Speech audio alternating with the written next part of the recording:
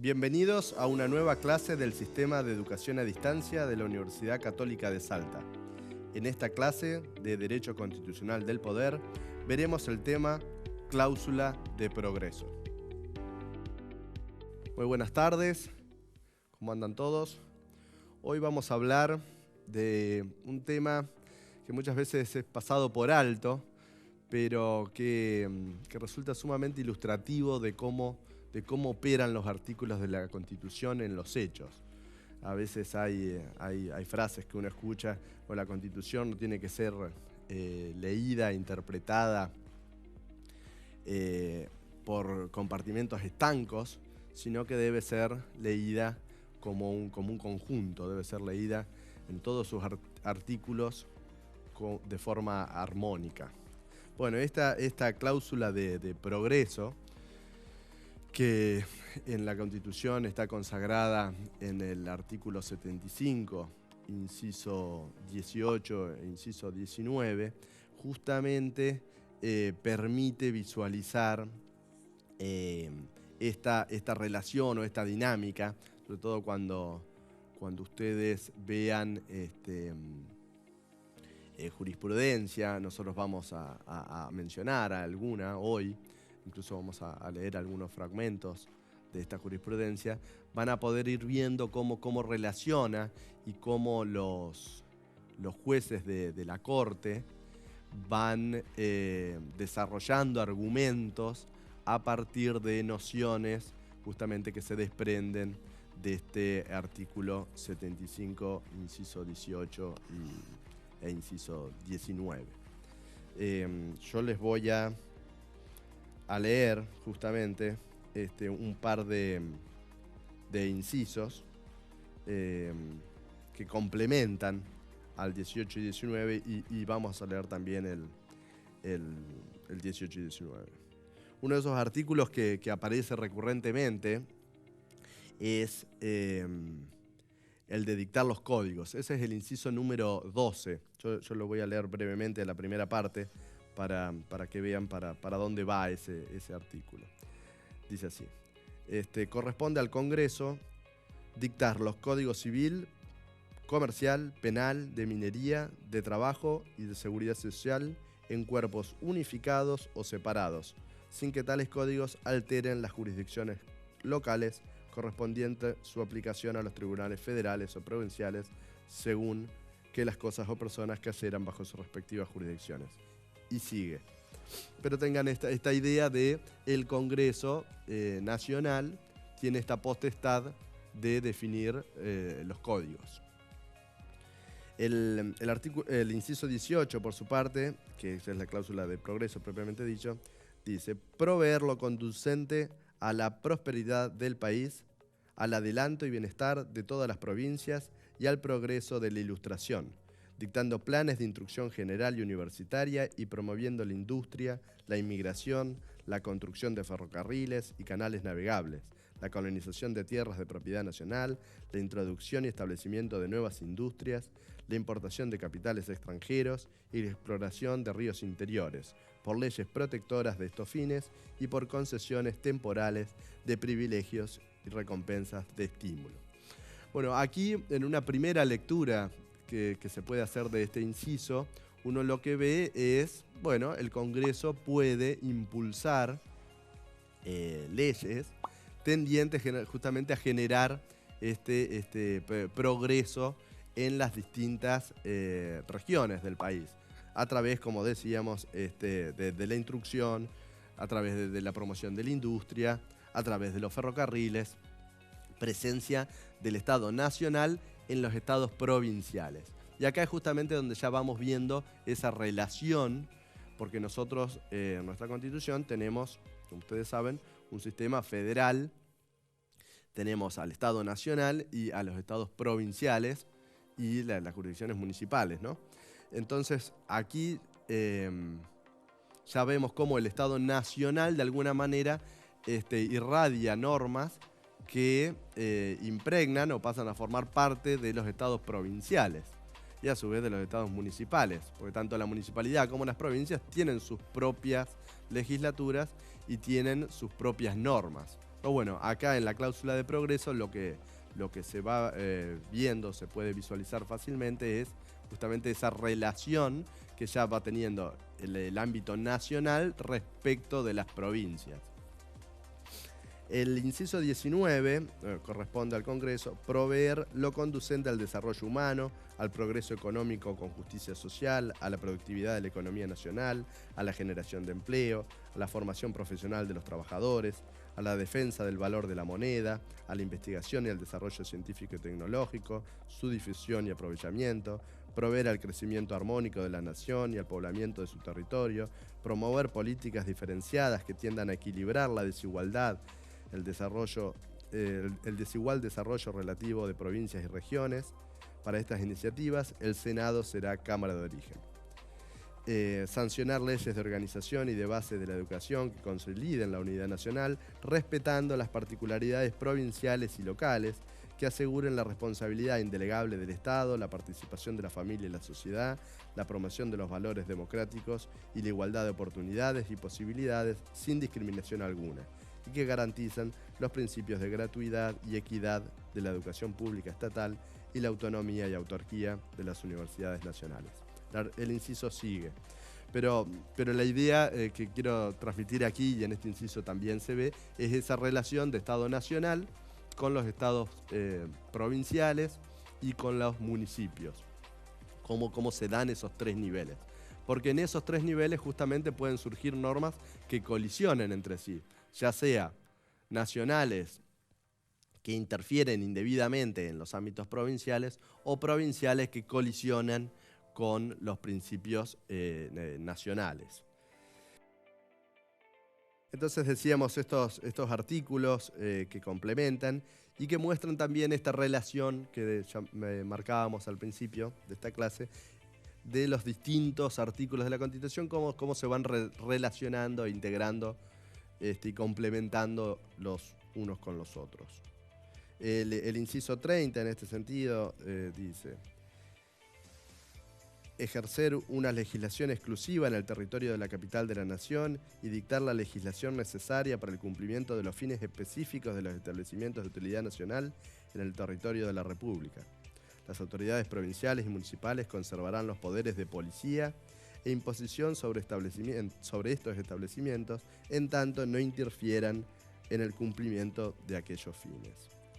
El inciso 32, también siempre hablando del artículo 75, dice que corresponde al Congreso hacer todas las leyes y reglamentos que sean convenientes para poner en ejercicio los poderes antecedentes y todos los otros concedidos por la presente Constitución al Gobierno de la Nación Argentina. O sea, este es un artículo residual, digamos. Ustedes seguramente ya a esta altura estarán familiarizados con algún poder que habrán visto, algún poder personal de una persona a otra, que generalmente dan facultades para realizar tal o cual acto, realizar tal o cual operación, y después termina diciendo, y todos aquellos actos que sean necesarios para poder dar cumplimiento a esos actos que le habían dado. Por ejemplo, doy poder para una compra-venta. Bueno, todos los actos que vienen acompañados de ese, como ser, bueno, hay que coordinar con el escribano, bueno, voy a tener facultades para que el escribano venga y certifique, o en el caso de una compraventa de un inmueble, que eleve la escritura respectiva. No hace falta que el poder lo diga expresamente, sino que va implícito en el poder por giros de este tipo. Se puede hacer todo aquello que venga a permitir el cabal cumplimiento en el caso del poder, y aquí en este caso hacer todas esas otras leyes y reglamentos que sean necesarios justamente para dar cumplimiento a todas las otras potestades que ya le reconoció la Constitución. Y me detengo también en estos dos artículos más, y los otros se los dejo a ustedes. Uno es el artículo 5 de la Constitución, que dice que cada provincia dictará para sí una constitución bajo el sistema representativo republicano, de acuerdo con los principios, declaraciones y garantías de la Constitución Nacional, y que asegure su administración de justicia, su régimen municipal y la educación primaria. Bajo estas condiciones, el gobierno federal garante a cada provincia el goce y ejercicio de sus instituciones. El artículo 123, cada provincia dicta su propia constitución conforme a lo dispuesto en el artículo 5, asegurando la autonomía municipal y reglando su alcance y contenido en el orden institucional, político, administrativo, económico y financiero. Y este, que es sumamente importante y les va a servir para toda la materia, toda la cursada, que es el artículo 121 de la Constitución, que dice: las provincias conservan todo el poder no delegado por esta Constitución al gobierno federal y el que expresamente se hayan reservado por pactos especiales al tiempo de su incorporación. Bueno, con estos artículos, acá lo que estamos viendo de alguna manera, ya reforzando, es, bueno, cómo se relacionan. Vamos a decir, tenemos una constitución entonces que promueve el progreso y el bienestar de la población. Lo promueve a nivel nacional porque tenemos la constitución nacional. Bueno, eso cómo termina impactando en los hechos en los ámbitos provinciales. Bueno, ¿qué artículos entran en juego? Acá mencionábamos varios incisos del artículo 75, mencionábamos también, bueno, el artículo 121, el artículo 123, el artículo 5 de la Constitución, que de alguna manera hay que leerlos y hay que entenderlos para poder ver cómo van jugando los unos con los otros. O sea, es una declamación la de progreso, pero bueno, eso en los hechos no termina siendo tan pacífico. Hay mucha jurisprudencia sobre el tema, alguna histórica, otras más recientes. Yo quería en esta clase aprovechar para hablar de un caso que se estuvo discutiendo hasta hace no tanto, que era la presencialidad de la apertura de las escuelas en la ciudad de Buenos Aires. Había un decreto que prohibía esa apertura y ahí se pudo ver, bueno, la colisión justamente de estos dos ámbitos, el ámbito nacional, bajo una argumentación sanitaria, y el Estado, en este caso de la ciudad de Buenos Aires, llamémosle provincial, para tenerlo en el esquema, como la potestad de regular las cuestiones de educación les sean propias, y bueno, cómo de alguna manera había que armonizar las dos cuestiones. Esto llegó a la Corte Suprema. La Corte Suprema termina entendiendo que la potestad para regular la educación corresponde a la jurisdicción provincial, en este caso a la jurisdicción de la Ciudad de Buenos Aires, y por tanto, si la ciudad decidía que podían abrirse las escuelas, estaban en su derecho de hacerlo. Y la nación, sea por vía del Congreso con una ley, o sea a través de un decreto de necesidad de urgencia, como sucedió en el caso concreto que llegó a la Corte, no podía interferir en esa regulación que corresponde al ámbito de las provincias, el ámbito de la educación.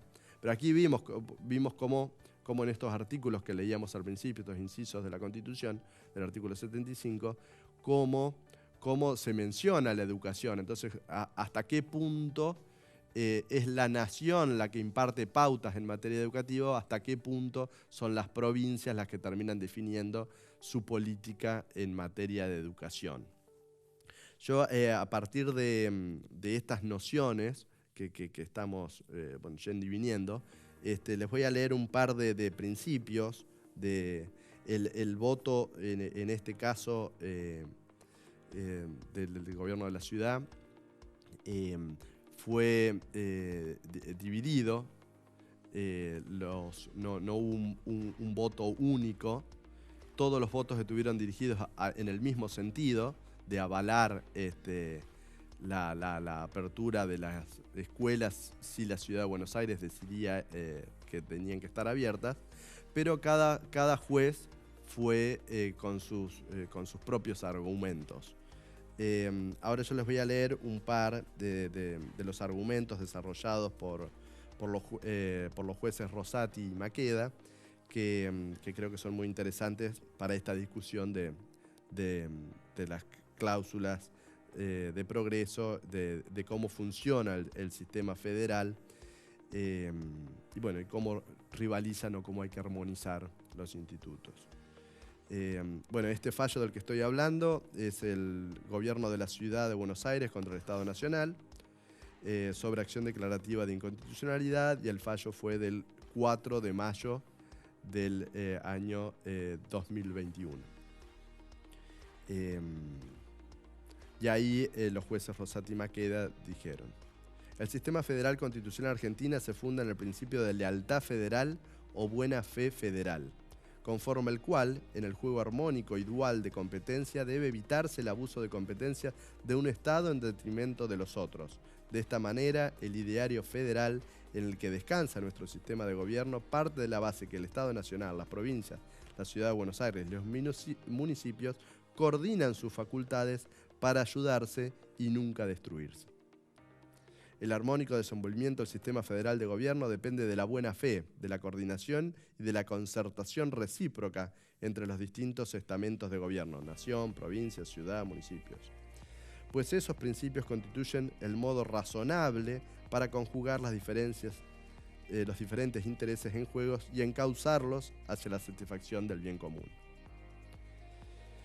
La Ciudad Autónoma de Buenos Aires es sujeto de federalismo argentino en tanto ciudad constitucional federada.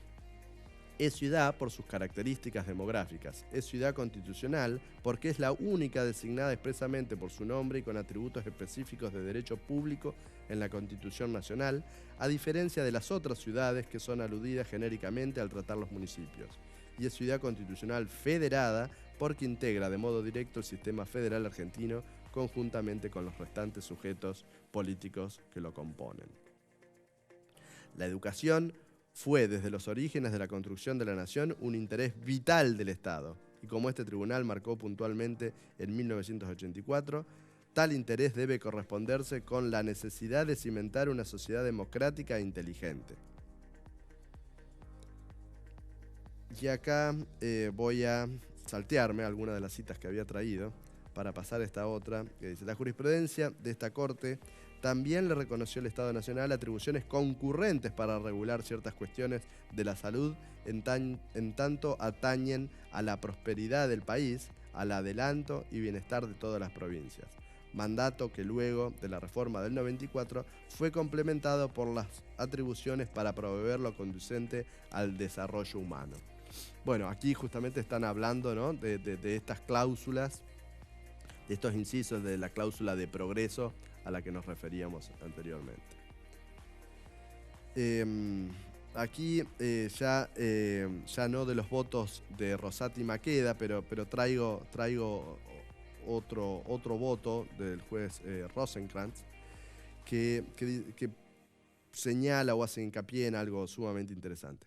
La Ciudad de Buenos Aires cuenta con todas las facultades propias de legislación interna similares a las que gozan las provincias argentinas. En particular, conserva su poder de policía sobre las cuestiones de salud y salubridad pública y sobre las organizaciones y funcionamiento de las instituciones educativas. Este fallo, este voto de Rosenkrantz es interesante desde el punto de vista del tema que estamos aquí tratando, porque bueno, ya nos relaciona directamente con otro tema central de la materia, que es el llamado poder de policía, que es el poder de reglamentar derechos consagrados por la Constitución. O sea, los poderes públicos pueden reglamentar los derechos digamos, del artículo 14, del artículo 17 de la Constitución, y pueden delinearlos y establecer límites a esos grandes derechos, grandes enunciados que están consagrados por la Constitución y los tratados de derechos humanos. Siempre limitados por el artículo 28, que establece un principio de razonabilidad. O sea, los derechos consagrados por la Constitución pueden ser reglamentados, es decir, pueden ser limitados, encorsetados, pero no pueden ser desvirtuados. Y esa regulación tiene que ser razonable. Ya tendremos una clase sobre poder de policía en el que desarrollaremos esto con mayor énfasis, pero Pero bueno, aquí, a partir de este voto de Rosecrans, creo que es importante tenerlo presente, ¿no? Cómo las jurisdicciones locales conservan este poder de policía sobre estas cuestiones de salud, sobre estas cuestiones de educación. Y aquí les voy a traer otro fallo. Fue de mayo del año 2021, que tiene relación con un supermercado en la ciudad de Arroyito. El fallo se llama Xi Xinshui contra Municipalidad de la ciudad de Arroyito sobre acción declarativa de inconstitucionalidad. Y aquí lo que se estaba discutiendo era si la norma que había que estaba vigente en la ciudad de Arroyito era constitucional o no. Porque ¿qué es lo que hacía? Imponía o impone a supermercados de cierta cantidad de metros, o a partir de cierta cantidad de metros, estar cerrados los domingos. Entonces, esa suerte de descanso dominical para el personal de esos supermercados, el actor entendía que colisionaba con esa potestad que habíamos visto en el Congreso, que la de dictar los distintos códigos, entre ellos el Código de Trabajo y la normativa de descanso laboral. Entonces decía, bueno, acá a nivel municipal me están cambiando algo que a nivel nacional no tiene esta restricción. Entonces, sí, ¿por qué en otra ciudad, en otra provincia, se puede trabajar los domingos? En esta ciudad me prohíben tener abierto mi supermercado los días domingos. Y acá la Corte hizo, bueno, todo un desarrollo que sería extenso, quizás no el lugar para extendernos. Terminó convalidando esta normativa, diciendo que en realidad no violentaba el principio, o sea, aquí no estaba en juego la cláusula de los códigos, o sea, el inciso 12 del artículo 75, sino que en realidad esto era una potestad local de una ciudad pequeña que había llegado a la convicción de que por el bienestar de la población, con las particularidades sociales de esa pequeña comuna, los domingos no tenían que abrir este tipo de supermercados. Yo les voy a mencionar, seguramente se los facilitemos en el foro de la materia, estos fallos para que los puedan leer y complementar. Pero la idea, de nuevo, es ver, a partir de la cláusula de progreso, que la van a encontrar desarrollada en todos los manuales, poder ver, o en esa clase queríamos aprovechar para que ustedes puedan ver cómo un artículo suelto en la Constitución, bueno, hay que leerlo con la complejidad del resto de los artículos de la Constitución y cómo impacta en normativa que emerge de distintos órganos en los distintos niveles del sistema federal. Nosotros, bueno, ahora al final les voy a decir bien los fallos para que los puedan consultar y leer ustedes, pero creo que son 3 fallos sumamente representativos y que les van a permitir entrar, en última instancia, en la lógica constitucional que pretendemos desde la cátedra, que es esta comprensión de los institutos, cómo juegan entre sí y no como compartimentos estancos. Muchísimas gracias, ya nos veremos en una próxima clase. En la clase de hoy hemos visto y desarrollado el tema cláusula de progreso, que se encuentra comprendido en la unidad 2 del programa de estudio.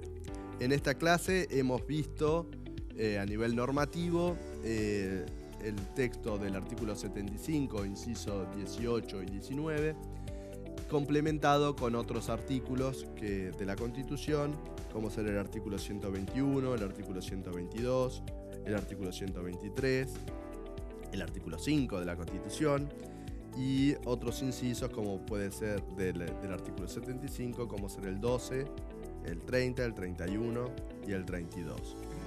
Recomendamos vivamente la lectura de los fallos Voto Armando contra Obra Social de Conductores de Transporte Colectivo de Pasajeros del 6 de mayo de 1997, el fallo Gobierno de la Ciudad de Buenos Aires contra Estado Nacional, Poder Ejecutivo Nacional sobre acción declarativa de inconstitucionalidad del 4 de mayo del 2021 y el fallo Xi Xinshui contra Municipalidad de la Ciudad de Arroyito sobre acción declarativa de inconstitucionalidad del 20 de mayo del 2021.